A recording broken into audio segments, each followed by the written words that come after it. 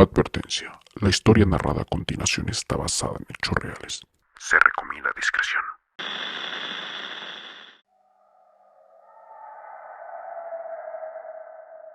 Los vecinos aseguraban que algunas noches una bola de fuego descendía del cerro y al amanecer siempre había una madre que juraba haber escuchado a alguien llamar a su bebé por su nombre.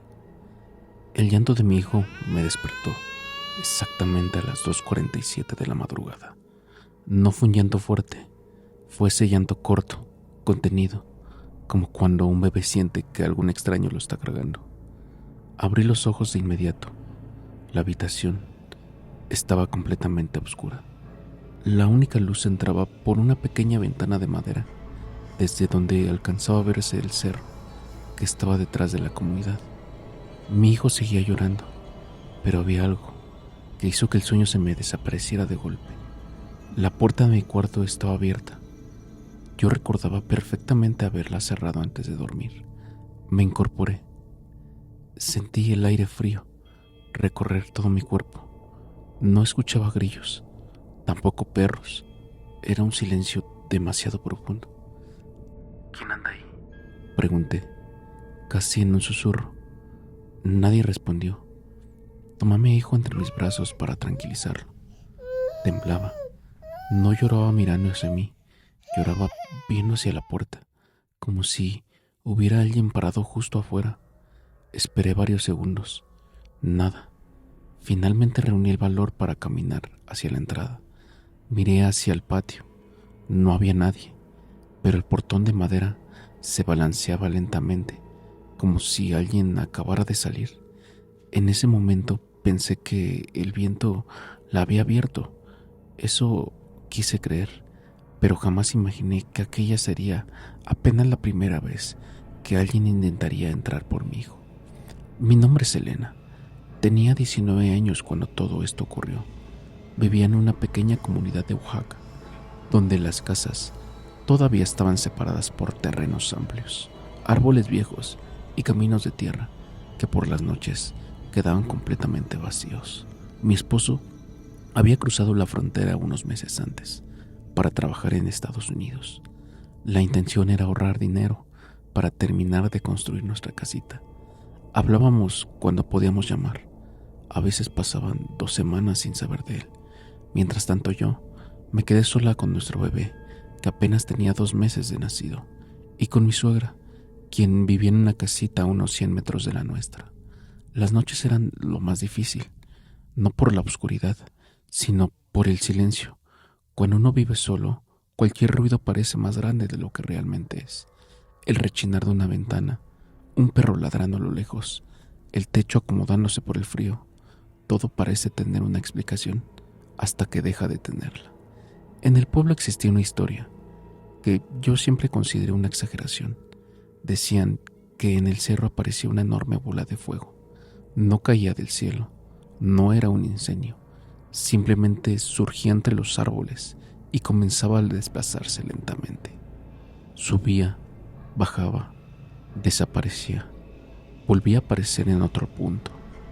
Había quienes aseguraban verla durante varios minutos, otros juraban que aquella luz incluso cambiaba de dirección, como si estuviera buscando algo.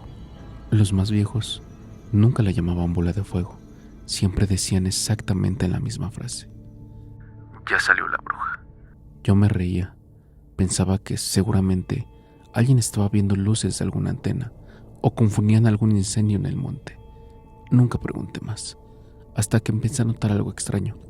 Cada vez que aquella luz aparecía sobre el cerro, los perros del pueblo dejaban de ladrar. Todos, al mismo tiempo. Una tarde fui al mercado con mi hijo cargando en el rebozo. Mientras escogía verduras, escuché a 2 mujeres hablar en voz baja. Anoche volvió a salir. ¿La viste? No, pero mi marido sí. Dice que pasó encima del cerro y luego bajó hacia las casas. Las 2 hicieron la señal de la cruz. Cuando notaron que las estaba viendo, guardaron silencio. No insistí, aunque esa conversación se quedó dando vueltas en mi cabeza todo el camino de regreso. Esa misma noche, el viento comenzó a soplar con fuerza. Las ramas golpeaban el techo. Las láminas de algunas casas rechinaban. Acosté temprano a mi hijo y cerré todas las ventanas. Antes de apagar la luz, miré lentamente hacia el cerro. Y allí estaba, una luz naranja, pequeña, suspendida entre la oscuridad. Pensé que quizá alguien estaba caminando con una lámpara, pero la luz hizo algo imposible. Subió de golpe, se detuvo completamente en el aire y luego descendió lentamente hasta perderse detrás de unos árboles. Sentí un escalofrío, no porque creyera en brujas, sino porque no encontraba una explicación lógica. Intenté convencerme de que mis ojos me estaban engañando. Cerré la cortina, me fui a dormir, sin saber que alguien también me estaba observando desde afuera. Cerca de las 3 de la mañana, volví a despertar. Esta vez, no fue por el bebé, fue por un sonido. Algo había raspado la pared exterior de la casa, muy despacio, como si unas uñas largas recorrieran el adobe.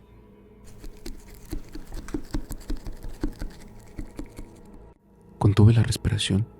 Después escuché pasos, lentos, pesados. No venían del camino principal, rodeaban la casa, como si alguien estuviera buscando una ventana abierta. Mi hijo volvió a llorar, y por primera vez desde que me había quedado sola, sentí un miedo tan profundo que fui incapaz de moverme, porque aquellos pasos acababan de detenerse exactamente debajo de la ventana de mi habitación. Los pasos permanecieron inmóviles durante varios segundos. Ni siquiera me atreví a respirar con fuerza. Tenía a mi hijo abrazado contra el pecho, intentando que dejara de llorar, mientras yo mantenía la vista fija en la ventana. La cortina apenas se movía con el aire que colaba por las rendijas, pero había algo diferente aquella noche. El silencio. No se escuchaban grillos, no había perros ni el viento. Era como si todo el pueblo hubiera contenido la respiración al mismo tiempo. Entonces ocurrió. Un solo golpe, suave, en el vidrio. No fue un sonido, no fue una rama, no fue un árbol. Simplemente fue como si alguien hubiera golpeado con un dedo. Sentí que la sangre se me fue al rostro. Esperé otro golpe y llegó. Lento, paciente, como si quien estuviera afuera supiera perfectamente que yo estaba desesperada y estaba despierta. No tuve el valor de acercarme. Abracé más fuerte a mi hijo y me cubrí la boca para que no escuchara mi respiración. Pasaron casi 2 minutos. Después los pasos comenzaron a alejarse. No corrían, no parecían tener prisa. Simplemente desaparecieron entre la oscuridad. No dormí el resto de la noche. Al amanecer fui directamente con mi suegra. Ella me encontró sentada en su cocina, con el niño dormido entre mis piernas y una taza de café que nunca pude terminar. ¿Qué tienes? Pareces haber visto un muerto. Le conté exactamente lo que había pasado. No me interrumpió ni una sola vez. Cuando terminé, dejó la cuchara sobre la mesa y bajó la mirada. No vuelvas a abrir la puerta, mija, cuando escuches que alguien anda afuera. Aquella respuesta me sorprendió. ¿Por qué dice eso? Ella dudó unos segundos antes de responder. Porque hay cosas que no buscan entrar por la fuerza, buscan que tú les abras. Nunca antes había escuchado hablar así. Pensé que intentaba tranquilizarme con alguna superstición del pueblo, pero después añadió algo que me hizo sentir un nudo en el estómago. ¿Tu niño ya está bautizado? Negué con la cabeza. Mi esposo quería estar presente en el bautizo cuando regresaba de Estados Unidos, así que habíamos decidido esperar. Mi suegra cerró los ojos, como si acabara de confirmar algo que no quería creer. Ese mismo día comenzaron los rumores. Una vecina pasó por la tarde para dejarme unas tortillas recién hechas. Mientras hablábamos, de pronto preguntó: ¿Anoche viste la luz? No respondí de inmediato. Ella continuó: Mi marido la vio bajar del cerro.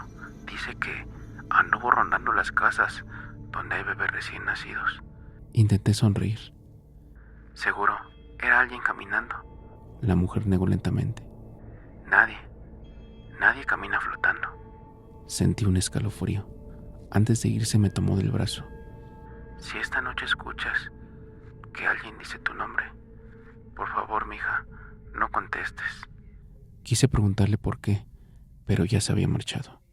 Aquella tarde decidí revisar toda la casa. Aseguré puertas, ventanas, el portón. Incluso coloqué una silla atravesada detrás de la puerta principal. Me repetía una y otra vez que todo tenía una explicación, hasta que llegué al patio. Ahí descubrí algo que no estaba la noche anterior. Junto a la ventana del cuarto había marcas en la tierra. No eran huellas normales, parecían pies descalzos, largos, muy largos, con dedos extremadamente separados, como si quien caminara por ahí no fuera una persona acostumbrada a usar zapatos. Los seguí con la mirada. Llegaban hasta el muro y ahí simplemente desaparecían. No regresaban, no continuaban, no iban hacia ningún lado. Era como si aquello hubiera subido por la pared. Sentí un vacío en el estómago. No le dije nada a nadie. Tomé una escoba y borré las huellas. Hoy me arrepiento de haberlo hecho, porque nunca pude demostrar que realmente estuvieron ahí. Esa noche decidí dormir con un rosario entre las manos, no porque fuera especialmente religiosa, sino porque necesitaba sentir que tenía algún tipo de protección. El niño conciliaba el sueño con dificultad. Cada pocos minutos despertaba sobresaltado, mirando siempre hacia el mismo rincón de la habitación, un rincón completamente oscuro. Varias veces encendí la luz, nunca encontré nada, hasta que, cerca de las 2 de la madrugada, escuché una voz, muy bajita, como un susurro. Venía desde el patio. Elena. Abrí los ojos. Pensé que podía ser mi suegra, pero ella jamás me llamaba a esas horas. La voz volvió, más cerca. Elena. Era una voz de mujer, vieja, ronca, como un tono extrañamente dulce. No respondí. Recordé las palabras de la vecina. Si escuchas que alguien dice tu nombre, no contestes. Entonces ocurrió algo mucho peor. La voz dejó de llamarme a mí y comenzó a hablarle al bebé. Pronunció su nombre completo, lento, como si lo saboreara. Sentí que el corazón se detenía. ¿Cómo podía conocer el nombre de mi hijo si nadie nunca de mi familia lo había llamado así? Lo siguiente fue un golpe seco contra la puerta principal. Después otro y otro. No eran intentos de derribarla, eran golpes perfectamente espaciados, como si alguien quisiera que yo supiera que seguía ahí. El niño comenzó a llorar, con una desesperación que jamás lo había escuchado. Intenté calmarlo, fue inútil. Los golpes cesaron de pronto. Pensé que todo había terminado, hasta que escuché un sonido sobre el techo. Pasos, lentos, arrastrando los pies, de un extremo de la casa al otro. Después, silencio. Y finalmente, algo descendió frente a mi ventana. No hizo ruido al caer, simplemente apareció. Solo pude distinguir una silueta, extremadamente delgada, con el cabello largo cubriendo el rostro. Parecía inmóvil, mirando directamente hacia donde dormía mi hijo. Entonces, levantó lentamente una mano, como si estuviera pidiendo que se lo entregara. No podía verle el rostro. El cabello le caía hasta la cintura, ocultándole completamente la cara, pero podía sentir que estaba observando a mi hijo, no a mí, no a la casa, solo a él. Su mano seguía levantada, con la palma abierta, como si esperara que yo se lo entregara. El niño dejó de llorar de golpe. Eso fue lo que más me asustó. Los bebés no dejan de llorar así, de un segundo a otro. Él simplemente se quedó inmóvil, con los ojos completamente abiertos, mirando hacia la ventana. Entonces aquella figura comenzó a mover la mano lentamente. No me llamaba con palabras, me hacía una seña.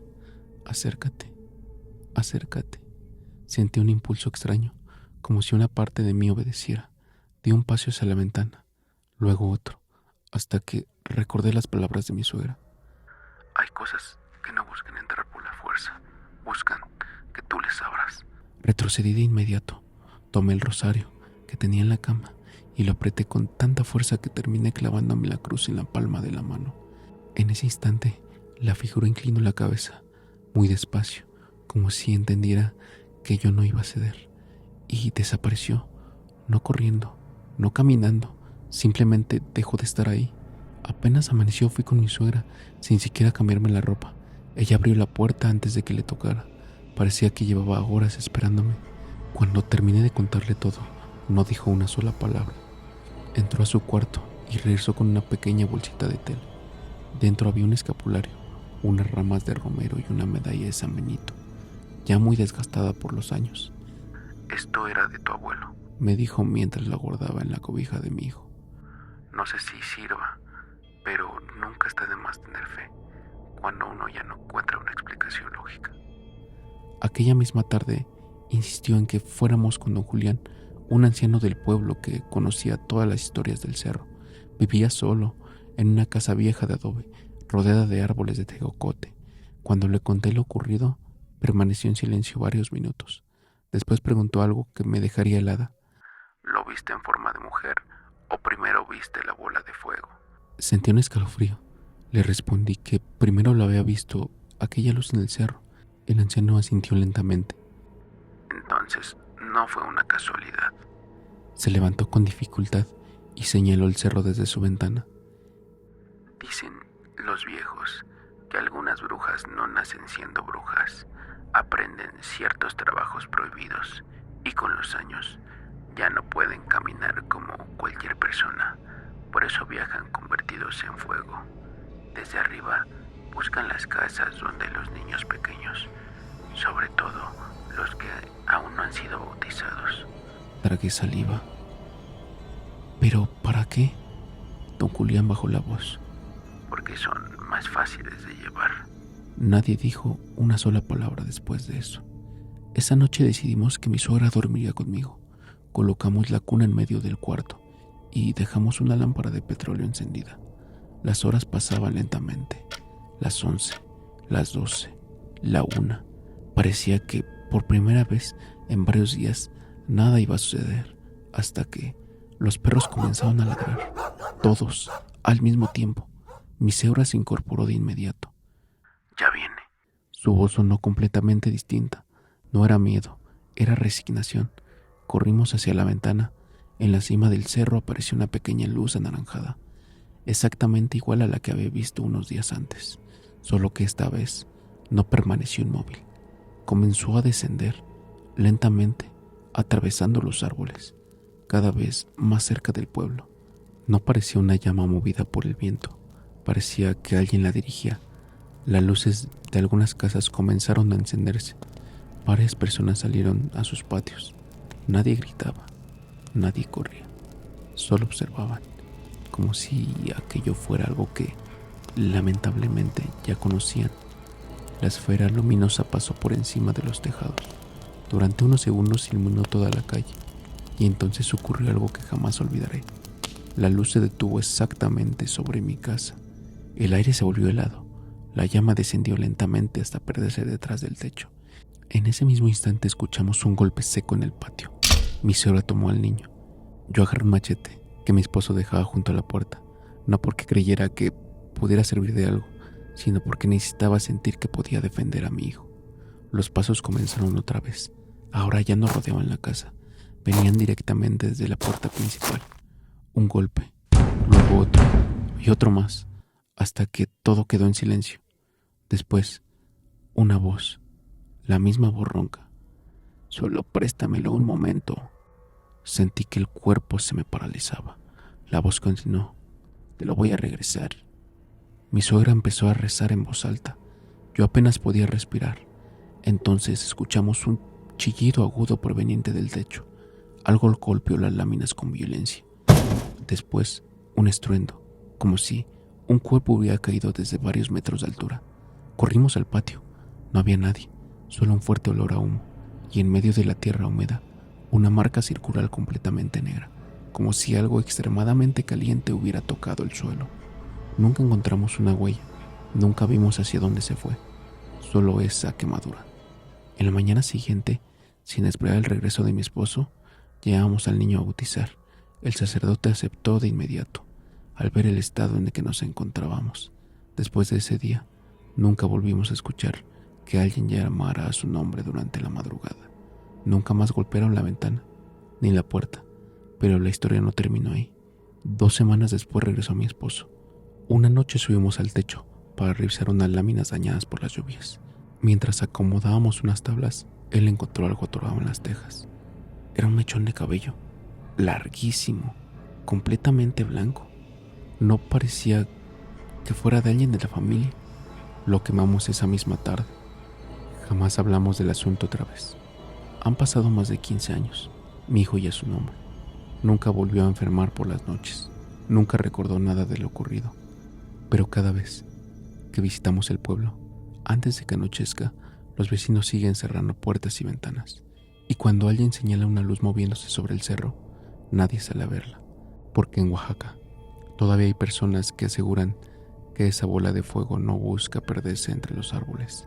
Dicen que sigue recorriendo el cerro, esperando encontrar otra cosa, donde el llanto de un recién nacido le indique el camino.